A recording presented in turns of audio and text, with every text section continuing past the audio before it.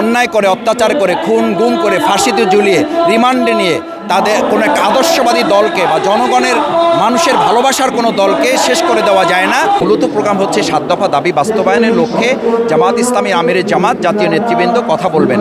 সেখানে আমরা জোট তো এখানে স্টেজেই একটা জোট হবে। আপনারা লক্ষ্য করবেন যেখানে আমরা যারা এই দাবিগুলোর সাথে একমত সেই সমস্ত জাতীয় পর্যায়ের নেতৃবৃন্দ যারা সংগঠনগুলো আছে, আমরা যাদের সাথে একসাথে ফ্যাসিবাদ বিরোধী আন্দোলন করেছি তারা এখানে আসবেন, বক্তব্য রাখবেন।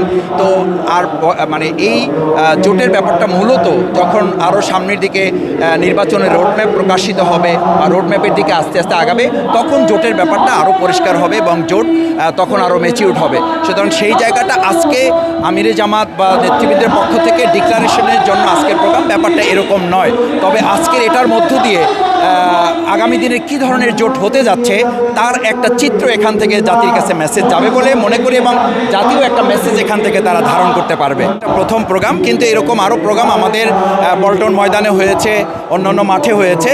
তো ঐতিহাসিক সোহরাওয়ার্দী উদ্যানে বিভিন্ন কারণে বিভিন্ন সময় জামাতের উপরে অন্যায়ভাবে আমাদেরকে প্রোগ্রাম করতে দেওয়া হয় নাই। আপনারা জানেন যে আমরা যে প্রোগ্রাম ডিপ্লোমা ইঞ্জিনিয়ার্স ইনস্টিটিউশনে করেছি, এখানে রমনা ইঞ্জিনিয়ারিং ইনস্টিটিউশনে, সেই প্রোগ্রামটির জন্য কিন্তু আমরা ঐতিহাসিক সোহরাওয়ার্দী উদ্যানে করার জন্য তৎকালীন যে অবৈধ আওয়ামী লীগ সরকার ক্ষমতায় ছিল তাদের কাছে চেয়েছিলাম।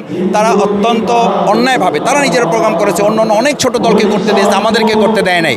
তার অর্থ ছিল জামাতের উপরে তারা অন্যায় করেছে, অবিচার করেছে, দমিয়ে রেখেছে। তারা মনে করতো যে জামাতকে দমিয়ে রাখা যায়। আজকে প্রমাণ হয়েছে অন্যায় করে, অত্যাচার করে, খুন গুম করে, ফাঁসিতে ঝুলিয়ে, রিমান্ডে নিয়ে তাদের কোনো একটা আদর্শবাদী দলকে বা জনগণের মানুষের ভালোবাসার কোনো দলকে শেষ করে দেওয়া যায় না।